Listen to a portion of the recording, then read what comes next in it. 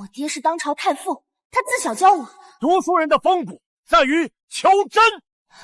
我身体力行。幼宁，你看我这身新做的衣裙好不好看？显胖。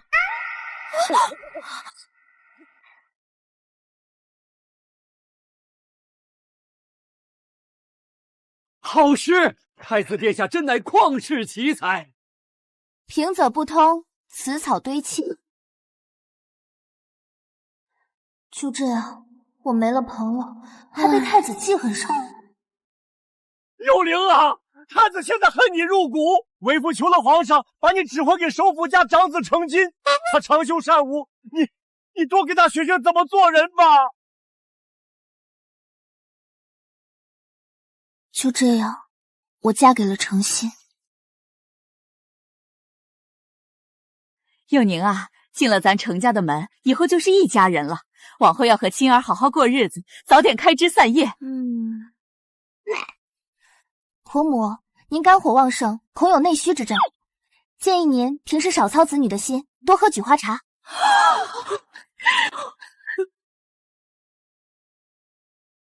夫君，我说的是实话，我爹教过，做人要诚实。夫君，你看，婆母眼底泛着青乌，鼻翼两侧还有这2颗隐秘的红豆，还有婆母刚才说话时气息微喘，这分明就是操劳过度导致的肝火郁结。你还愣着干什么？快去找大夫啊！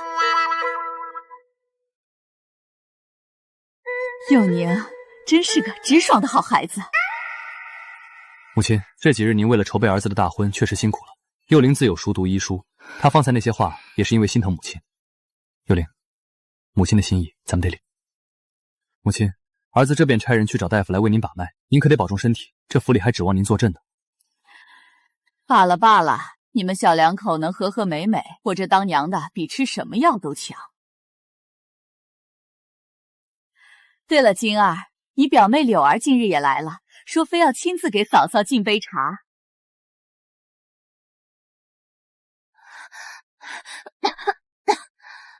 柳儿见过嫂嫂，柳儿身子骨软，受不得风。昨日嫂嫂过门，柳儿未能去大门口迎接嫂嫂，还望嫂嫂，嫂嫂千万恕罪。小姐，您这就是忧思过度，怕少夫人怪罪，昨儿个半宿没睡呢。你确实病得不轻。面色苍白如纸，毫无血色。可是你的脖子却比脸黑了整整2个度。你这粉涂的太厚了，会堵塞毛孔，容易起疹子。还有，你既然说自己不能受风，就不要再穿这种轻薄透气的布料。去，拿件披风来给柳儿小姐披上。你瞧，这料子薄得连里衣的轮廓透出来了，风寒入体，你不咳嗽才怪。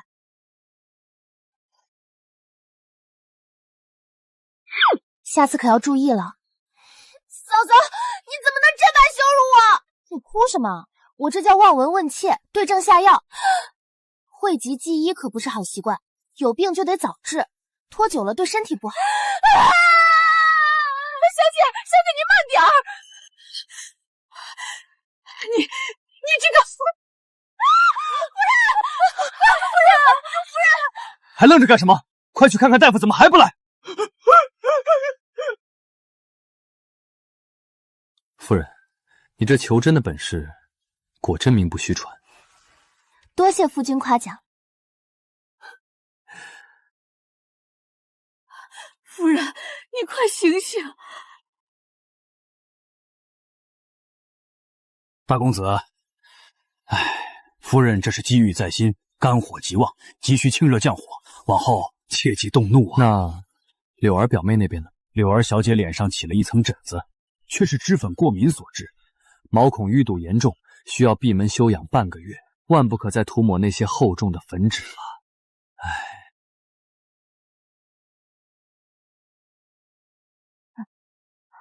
夫君，母亲可还安好？你们都退下吧。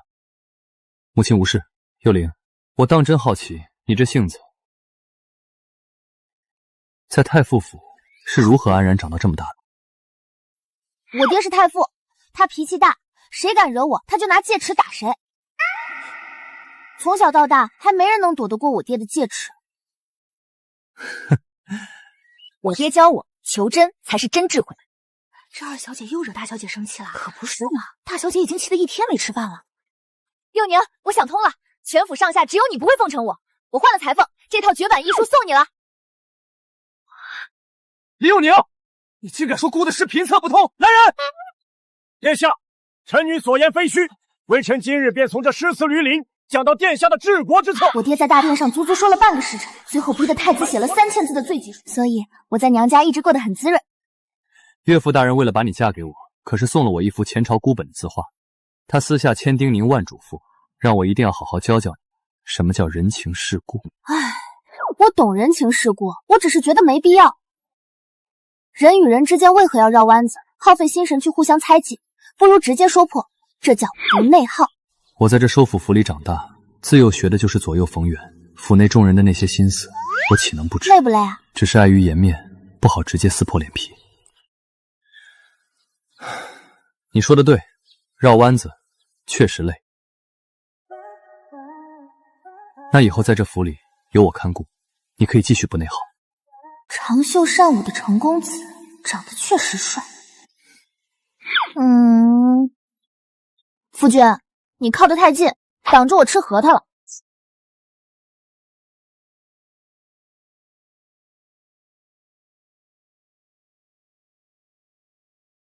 夫人，慢用。夫君好手力，这核桃剥得真完整。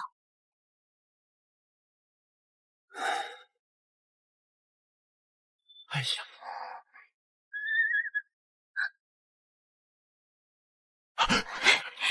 宁儿，哎呀，瘦了！我的宁儿都瘦了。是不是首府府的饭菜不合胃口？还是你成欺负我女儿了？你给我说清楚！岳父大人折煞小婿了，小婿将幼宁视若珍宝，疼爱还来不及，哪敢让她受半点委屈？哼，你最好说到做到。我这女儿心思单纯，不比你们程家人心里的肠子弯弯绕绕。她要是少了一根头发，我便拿着鲜黄色的打王鞭去敲碎你们家的大门。小轩必定会善待幼宁。妹妹，程金要是敢学那些纨绔子弟在外面养外室，你就捎个信，姐姐立刻带人去把他的腿打折。大姐放心，绝无此事。爹姐，你们看错了，我没瘦，我在首府府里过得挺好的，没人能欺负我。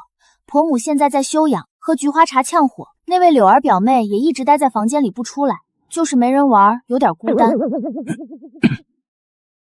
哈哈哈哈哈哈！好，不愧是我林某人教出来的女儿，求知务实，直击要害。既然宁儿过得好，那老夫就放心了。走，回家吃饭。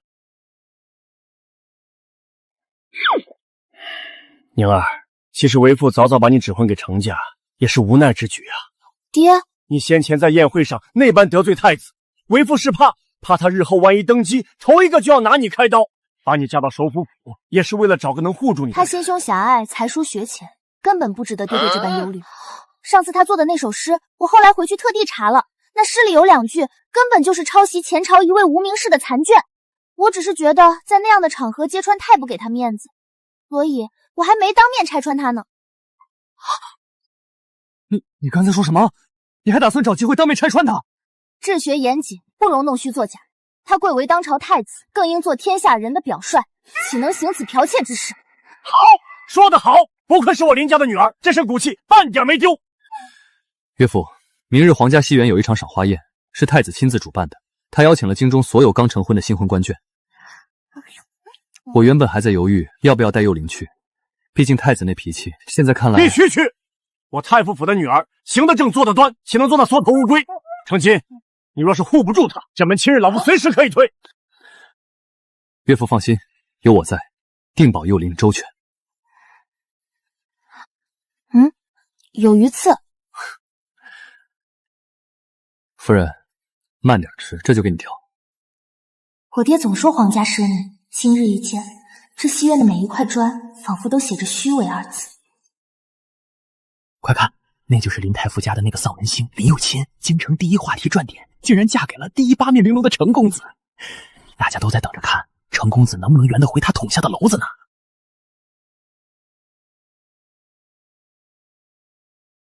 太子殿下有旨，请程公子与程夫人前往水宜居。佑宁，一会儿无论发生什么，都交给我来应付。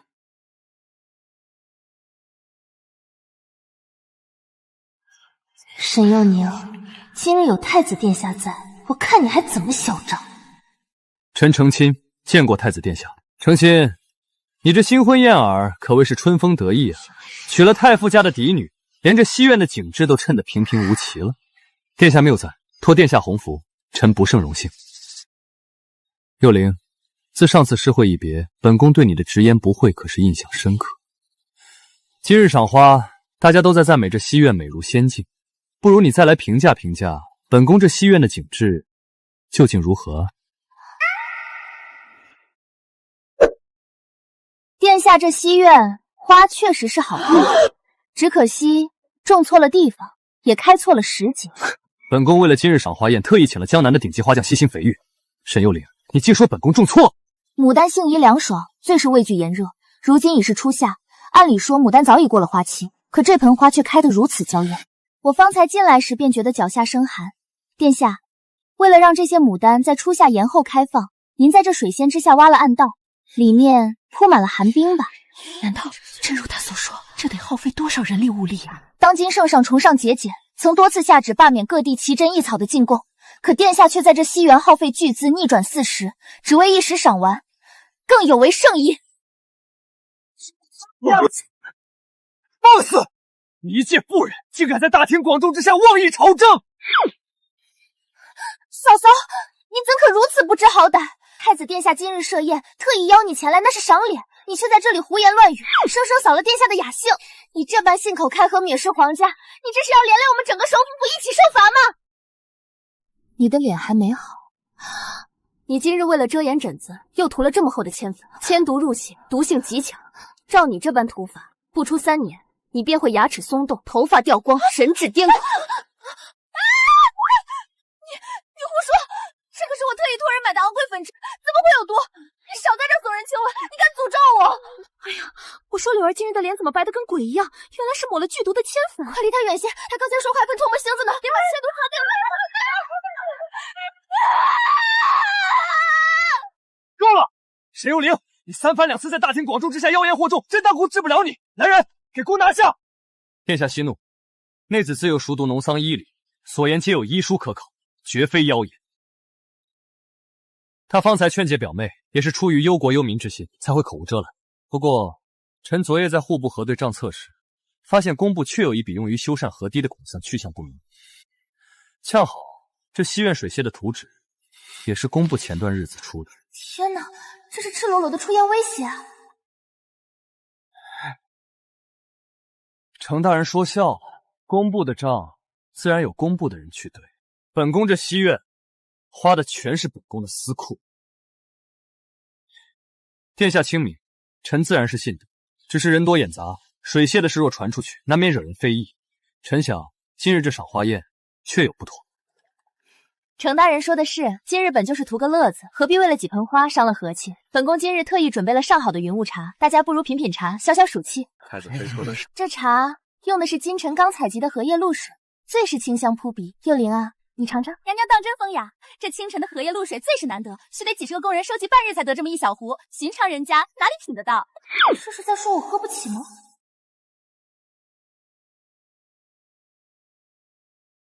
娘娘，这茶确实是明前的新茶，但泡茶的水绝不是荷叶露水。你这话何意？本宫特意让人备下的清茶，难道还会欺骗大家不成？娘娘，这水里有一股极重的井底苔血味。若是今晨刚采集的荷叶露水，本该带有草木的清气与朝露的甘甜，而这盏茶入口却满是沉浮阴潮的迷心气。我猜是底下伺候的工人们懒得去收集露水，又怕耽误了娘娘的赏花宴，索性便直接打了冷宫那边的荒井水来糊弄娘娘。冷宫那地方常年不见阳光，荒井水质阴寒，这井水若是不烧开了，饮之极其容易致人腹泻。哎呦，本官这肚子，老夫这肚子竟也疼得如刀绞一般，不行了，本官也憋不住了，让开！来人，把这些欺上瞒下的奴才统统给本宫拖下去，重重的打，打死为止！娘娘饶命啊！奴婢知错了，娘娘饶命！殿下，娘娘，内子出来久了，身体乏累，臣先带她回府了。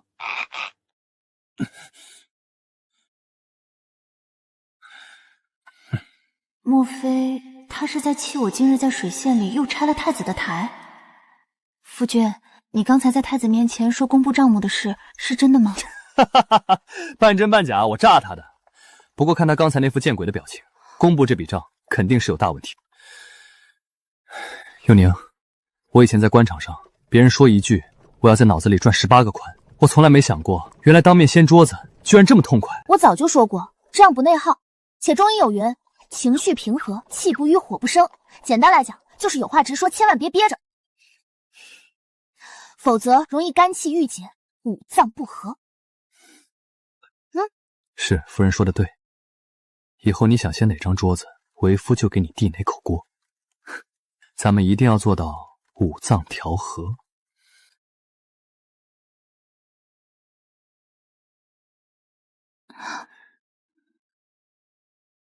夫人，今夜我们是不是该把新婚之夜未完的事情做完了？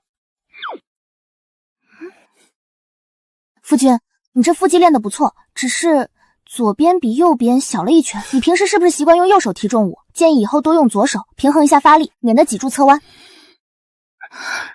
我现在就向夫人证明，我不提重物，体力也足够平衡。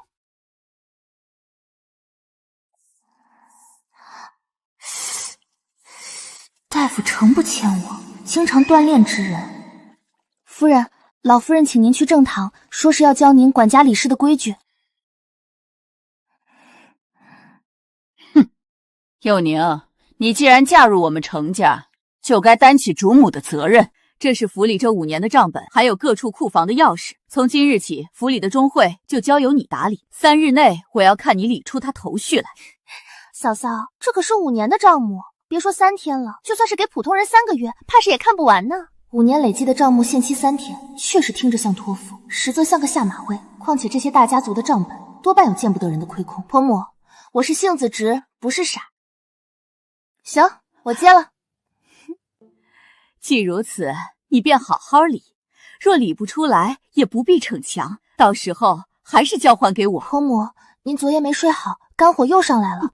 嫂嫂如今管家，还是先操心账本吧。姑母的身子自有我照顾。你脸上的疹子还没好全，少说话，免得面纱里闷着热气，发炎流脓。我们走。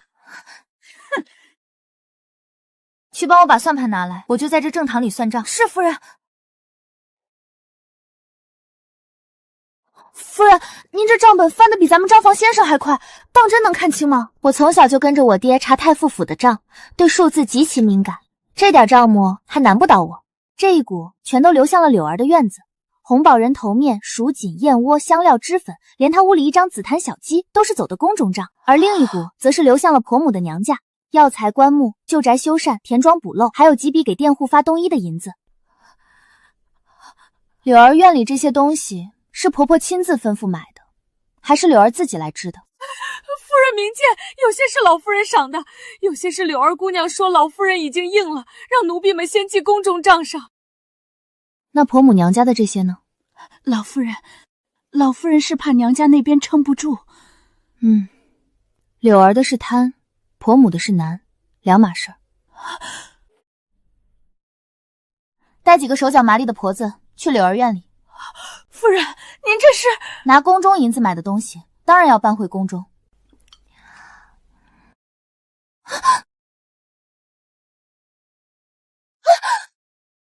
嫂嫂，你这是做什么？天启3年，购入红宝针头面1套，计800两；天启4年，购入蜀锦20匹，计1000两；天启5年，购入金蕾丝嵌珠步摇2只，计600两。把这些用宫中银子买的东西全部搬出来，去填库房的窟窿。你凭什么搬我的东西？放手，那都是姑母赏我的。你姑母自己娘家都快揭不开锅，哪来的闲钱赏你红宝人头面？宫中的钱是用来维持首府府运转的，不是给你充门面的。你若真心疼婆母，就不该一边哄她说自己孤苦无耶，一边用她的心软填你的脂粉杯。你胡说！嫂嫂，你太过分了，姑母最疼我，你这样欺负我，姑母不会放过你的。幼宁，你这是做什么？她一个孤女，寄住在府里够可怜了，你还要如此逼她？姑母，嫂嫂说我贪宫中的钱，还说您娘家快揭不开锅，说我连您的难处都不顾。这句话我确实说了，但我没说错。表哥，你要替我们做主啊！嫂嫂要把我赶出去，她还当众羞辱姑母。左边是柳儿的，右边是婆母的。母亲，儿子有几句话想单独同您说。你也要来审我？不是审，是请母亲歇一歇。柳儿院里的东西，凡是宫中账上有记录的，全部登记造册，搬回库府。表哥，表妹若有异议，可以把这些年支走的银子一笔笔还回来。至于表妹，首府不是没有容人之良，但也不是养闲人的地方。等母亲这边理清楚，你便回老家去。母亲，先同儿子进去。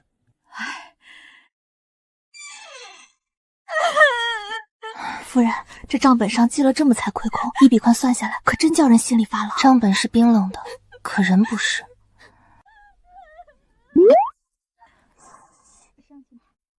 夫人，咱们不走吗？原本是不该偷听的，奈何我这耳力实在太好，况且这大门也没关严实。母亲还记得儿子小时候，父亲整月不在府里，前院后院都是您一个人撑着。那时候儿子病了一场，满府的人都慌，是您抱着我坐了一夜，我一直记得。你竟然记得，如今却为了一个刚进门的媳妇儿当众下我的脸。儿子不是为了下您的脸，儿子是怕您再这样熬下去，迟早把自己熬坏了。说的好听，你如今有了媳妇，自然觉得我这个母亲碍眼。母亲，您这些年贴补娘家，儿子知道。你知道？知道。那你为何先前不来拆穿我？因为您每一笔都留了账。您若真是贪，不会把账做得这样明白。药材、棺木、修宅、冬衣，您从来没往自己头上多拿过一文。可柳儿不同，她借着您的名义从宫中支银子，支完又让您觉得是您必须护着她。母亲，您不是在管家，您是在被她捆着往前走。我知道他有些小心思，可他毕竟是我娘家那边的人。我娘家如今败了，能来往的亲人越来越少。你父亲整日忙于公务，这府里的人敬我是因为我管着重病。可等你娶了妻，等幼鱼接手这个家，我这个做母亲的还剩什么？您还剩儿子。母亲，您不是要这个家，您是怕这个家不再需要你。夫人，您叹什么气啊？可是觉得老夫人哭得伤心。中医有云，肝主疏泄，喜调达而勿抑郁。婆府这哪里只是肝火旺，分明是憋了太多年气血在了心口。原来是这样，那大公子他……母亲，幼宁说话直，可他没有把您的账和柳儿的账混在一起，他分得清，儿子也分得清。那你如今想如何处置我？儿子不处置母亲，若您愿意，去家庙住一阵子吧。你还是要赶我走？不是赶，是歇。您为程家撑了半辈子，总把自己当成这个家的柱子，可柱子撑久了也会裂。家庙清静，没有账本，没有柳儿，也没有父亲那些前院后院的事。您去那里住些日子，养好身子，想回来便回来。儿子到时候亲自去接你。那柳儿呢？她不能再留在府里。她若真无依无靠，程家可以给她一份体面的嫁妆，送她回老家择人嫁了。但她不能再拿您的心软当梯子。我知道了。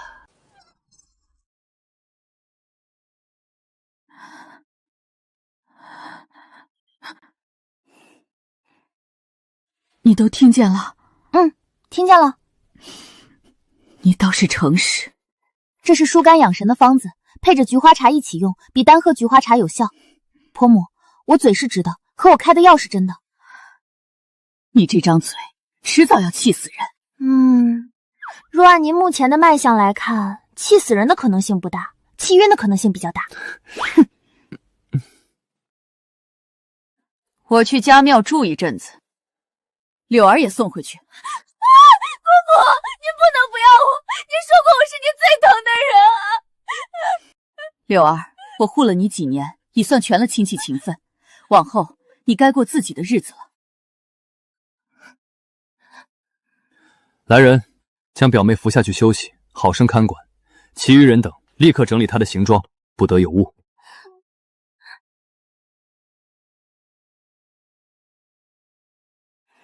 母亲娘家那边的账，我不打算追讨了。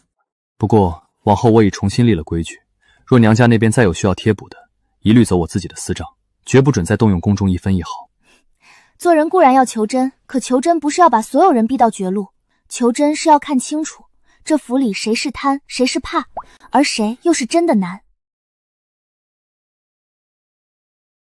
幼宁，府里的中费从今日起就正式交给你了。婆母放心，我会管得很好。还有，往后在府里少气静儿。他脾胃不错，暂时气不坏。舍不得，舍不得，舍不得也可以让他走。人有时候离得远一点，心思淡了，气血反而通畅。天天凑在一处，难免相生相和。夫人这是在安慰我。算是。那为夫心里此时确实是通畅了许多。通畅了也别大意，你现在还需要睡一觉，长途奔波又肝气混滞，再不休息，仔细天藤套发作。好，都听夫人的。爹，这几日前朝的事是不是出什么大乱子了？自打西苑那日过后，东宫便安静的出奇，这可不是什么好兆头。狗不叫的时候，多半是在准备咬人。岳父大人所料不差，果不其然，今日一早，朝堂上便有几位御史接连递了折子，本本都冲着我们来。这第一本是参我搭林太傅教女无方，纵容女儿在西苑抹视皇族，败坏礼法。第二本是参诚心，说他挟妻干政，借妇人之口构陷储君，妄议工部账目。这第三本写的最是阴毒，说太傅府与首府府联姻本就是结党之举，如今又借着西苑之故，故意搅动朝局，居心叵测。不仅如此，庆家公在内阁推行的那几项新政，如今全被卡在各部，动弹不得了。确实，今日户部尚书在朝上当众哭穷，口口声声说国库紧张，账目需重新核验，卡死了新政的拨款。工部那头也跟着附和，推脱说河堤修缮一事牵扯甚广，目前还不可轻动，这明摆着是在借题发挥。太子这一招倒是聪明，他没有在西苑跟我们争一盆牡丹，而是回过头来直接将我们两家架到了结党乱政的位置上。幼宁，气死我了！出什么事了？最近这京城里传起了好多难听的闲话，他们说幼宁克夫，还说你离间皇室父子是不祥之人，还说诚心新婚之后性情大变，都是因为被你蛊惑了。这也能扯到我？我若真有那般蛊惑人心的本事，第一件事应该是去蛊惑他们，将时间用来多学些本领。实在不行，我今晚就去把那太子的腿砍了。大姐冷静，刺杀储君是诛九族的大罪。那你说怎么办？我们现在手里虽然有他贪墨河堤款的证据，只是还不够致命。皇帝毕竟还是偏心太子的，若没有能一击毙命的死证，皇家只会重重提起，轻轻放下。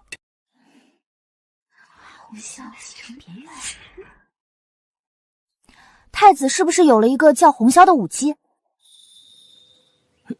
你从哪儿听来的？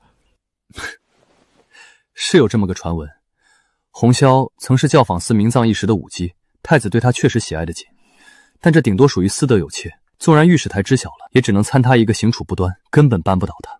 我前几日听户部尚书的夫人抱怨，说他家老爷最近总是在深夜出去，每次回府都带着一身不知名的脂粉香气，嘴里却还找借口说是在替殿下办事。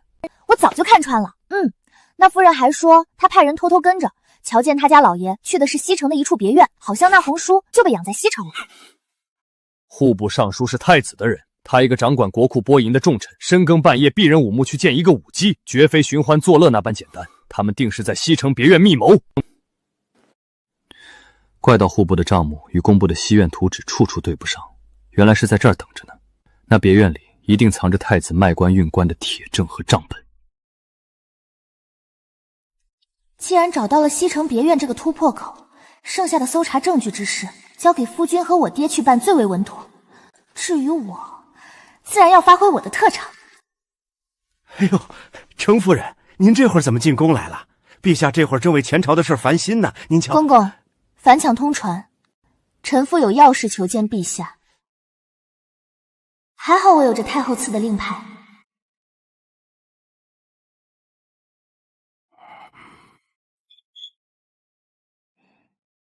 有宁，若是因为太子参奏你父亲林太傅娇女无伤的事，朕自有决断，断不会偏听偏信。皇上，臣妇今日前来，不是来替我爹求情的，臣妇是来告状的。哦，你倒是个胆大包天的，说说看，你今日拿着太后的令牌闯进来，又要告谁？我爹常说，皇上虽然老了，但他这辈子最讨厌的就是别人骗他。臣妇告太子：一告他欺君罔上，二告他贪赃枉法，三告他不孝不悌。陛下恕罪，老奴该死，老奴该死。大胆！你可知污蔑储君是何等株连九族的大罪？皇上，太子在西园修建暗道，用的是工部修河堤的银子，臣妇的丈夫早已核实，证据确凿，此乃贪赃枉法。太子之前在宴会上做的那首诗根本不是他写的，而是抄袭前朝残卷，他用别人的才华来换取您的夸赞，此乃欺君罔上。最重要的是，上个月您的万寿节，太子献给您的那尊玉雕观音，里面是空心的，塞的全是劣质的边角料，真正的极品玉石早已被他拿去私下变卖，填了西城别院的私账。陛下，您说这算不算不孝不悌？证据在哪儿？这是臣妇夫君和我爹连夜从西城别院搜出来的铁证，皇上一看便知。哼！孽子！你这丫头胆子大的能通天，你就不怕朕一怒之下连你一起杀了？我爹从小便教导我，读书人的风骨在于求真，皇上是天下之主，心系万民，更应该听一听这世间的真话。臣妇今日就算死，也必须要把这实话出来。你爹交了个好女儿。皇上信了吗？信了一半，够了。夫人何出此言？人身上长火疖子，不到红肿发脓是挤不出来的，如今火候差不多了。夫人这是把当今太子比作火疖子？还是很大的那种。父皇，儿臣知错，那西苑行宫奢靡私借兵士一事，确是儿臣失察，纵容了手下奴才胡作非为，儿臣识人不明，甘愿受罚。可那贪墨河堤公款，私设别院蓄养武姬，甚至私卖官爵等谋逆重罪，儿臣万万不认。儿臣便是粉身算骨，也绝不担这莫须有的罪名。殿下这是要反咬一口啊！晋升，且看陛下如何生财。定是诚心与沈太傅暗中结党，忌惮我东宫势力。他们刻意伪造了那些账册信件，甚至无耻至极的借用沈幼龄一介妇人的嘴，在父皇面前肆意污蔑构陷儿臣。父皇，他们此举根本不是为了什么公理，他们是在构陷储君，意图动摇我大圣的国本啊！恳请父皇圣明，彻查程家与沈家，还儿臣一个清白。启奏陛下，东宫管事在殿颇长贵，口称有罪，求见陛下。陛下开恩啊！那西苑行宫之中的暗道与兵士，竟是老奴自作主张，为了讨好殿下而私下督造的。殿下终日忙于政务，对此当真一无所知啊！老奴该死，求陛下莫要怜及殿下。陛下，臣等有罪。那西城的别院其实是臣等私设，臣等为了巴结权贵，才私下打着太子的旗号，在别院蓄养武姬红绡。太子殿下光风霁月，却是被臣等蒙蔽了双眼啊！瞧瞧这脱罪的顶缸替死鬼，来得可真够快的。可不是吗？可那贪墨与卖官乃是抄家灭族的大罪，谁敢出来认？陛下，既然如今众说纷纭，各执一词，不若先将这几位主动认罪之人押入大牢，严加审问。若能审出实情，或许真能还太子殿下一个清白。准奏，将认罪之人即刻打入大牢，退朝。今日朝堂之上，那东宫的管事把私挖暗道的罪全顶了，还有2个官员主动出来认了蓄养武姬，可那贪墨和卖官的事，却愣是无人敢认。夫人倒是一点不急。急有什么用？太子谎话编得再圆，也遮不住实底。只要那脏了的骨子还在，他总有露馅的时候。最重要的是皇上，太子到底是他疼爱多年的亲儿子，为人父者一时下不去狠手，舍不得要了儿子的命，这也在情理之中。那夫人觉得眼下该如何是好？这治国治家与治病是一个道理。太子如今之事，就像是人身上长了的一颗火鸽子，若是不等到他彻底红肿发挪，是万万无法根除的。在彻底除根的过程中，总要经历一些疼痛与折磨，只有等那痛楚到了极致，皇上最后才能狠得下心，将那最脏最臭的脓血一并给挤出来。夫人通透，字字玑珠，将皇上的心思揣摩得如此透彻。看来是时候在皇上面前再添一把火了。陛下，臣深夜冒死求见，只因截获了太子写给藩王吴刚的私密信件。太子狂妄，竟在信中许诺，待他登基之后，便割让边境城池给吴刚。陛下，据臣所知，吴刚的亲信此刻就藏匿在太子府内。若想人赃并获，不给太子狡辩的机会，还需前往太子府一探。太子府守卫森严，若无凭无据带兵搜查，岂非打草惊蛇？陛下放心，臣已有万全之策。为此，臣恳请陛下赐臣御林军一用。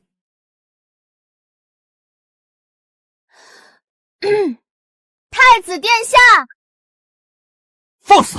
何人敢在太子府前喧哗？殿下，您上次那首诗抄的实在不好，平仄不通也就罢了，连前朝残卷里的错字都一并抄下来了。哎呦，这不是太傅家的千金程大公子的心腹吗？他怎么敢在太子府门口嚷嚷这些？抄诗连错字都抄，这太子的才名怕不是编出来的吧？还有西岳牡丹，初夏强行用兵蓄花气，劳民伤财，有违圣意。万寿节您献上去的那尊玉观音，更是外好内空。太子您献礼也像做人，只有壳子好看。林佑熙，你真以为本宫不敢杀你？殿下，您现在面色清白，眼下浮肿，说明昨夜没睡好。殿下不妨猜猜我们昨晚发现了什么？吴刚的亲信怕是已经到你府中了吧？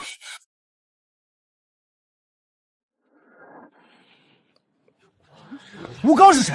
吴刚那不是镇守边疆的藩王吗？天爷呀！太子府里居然藏着藩王的人，这可通了天了大事啊！藩王！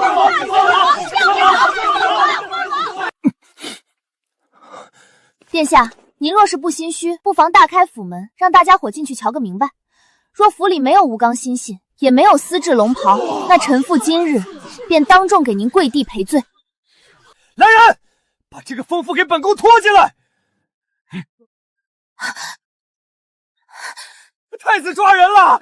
太子在府门口抓人了！太子把程寿府家的夫人强行拖进府里了！太子府里藏了造反的宝贝，要杀人灭口了！闭嘴，都给本宫闭嘴！本宫何时抓他进府了？你们听本宫说，本宫没有！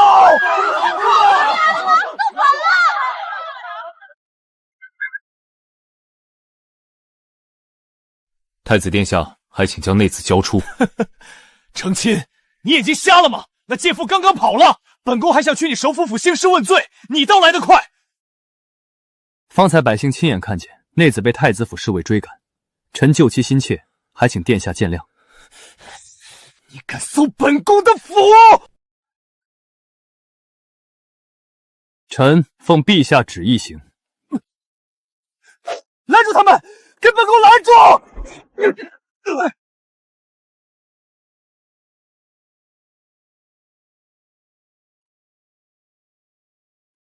派人下井。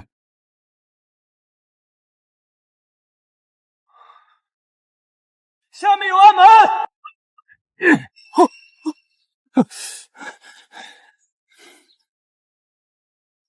那是本宫专门献给父皇的。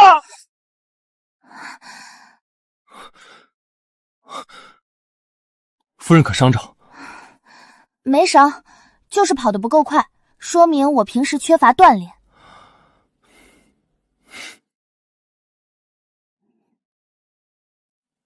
太子殿下，您这谎撒的不好。你又想说什么？诸位可看清楚了，这袍身通常4尺整，肩宽1尺8寸，腰围2尺7寸，袖长3尺3分。而当今圣上身量微和，肩高5尺3寸。太子，你不过4尺5寸，长得矮就算了，连撒谎都不会。这龙袍分明是按你的身形做的，还敢说是献给陛下的？李有孝，太子殿下，请随臣入宫面圣。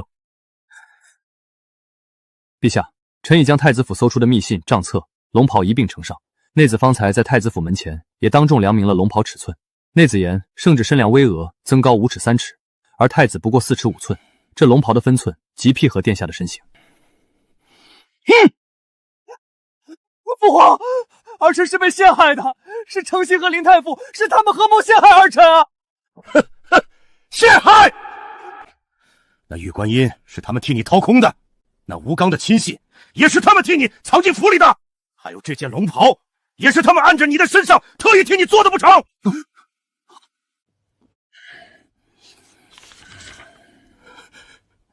传旨，废夺太子储君之位，幽禁宗人府，命车骑将军即刻前往藩地，将吴刚押回京城审问。奴才遵旨。今夜之动静，京城怕是无人能安眠了。听闻太子不仅私通藩王，连龙袍都私下做好了，这通天的流言一早便传得满城风雨了。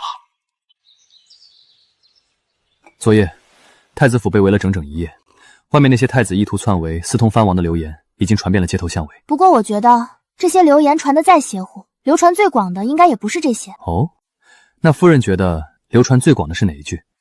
太子不过4尺5寸。哈哈哈哈哈！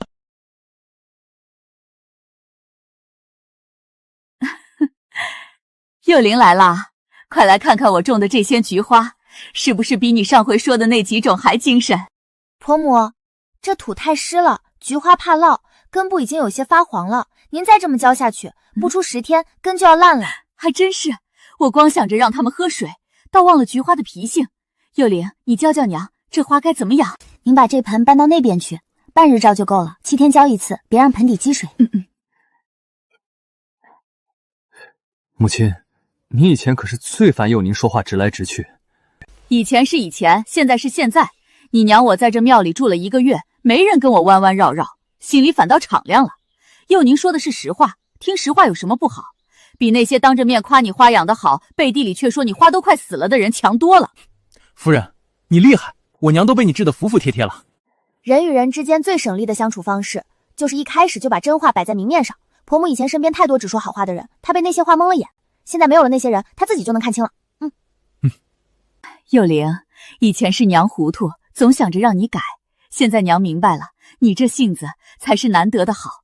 以后这守佛府你放手去管，谁要是敢说你的不是，娘第一个不答应。婆母，您这1个月气色好了许多，眼底的青乌退了，鼻翼2纹的红痘也消了，看来清心寡素确实比喝菊花茶管用。您就在这里多住些日子，把身子彻底养好。好，都听你的。程老弟，我以前以为你是个只有嘴皮子功夫的面团，没想到你干起事来这么利索。哥哥敬你。姐夫谬赞了，我干杯为敬。灵儿啊，爹没看错人，程金确实是个好归宿。岳父大人说错了，不是我包容幼宁，是幼宁治好了我的病。我在这名利场里戴了太久的面具，每日虚与委蛇，是幼灵教会我，人生苦短，不需要绕弯子。夫君，你喝多了，你现在的脸比猴屁股还红，肝脏解毒功能正在超负荷运行，建议立刻去喝1碗醒酒汤。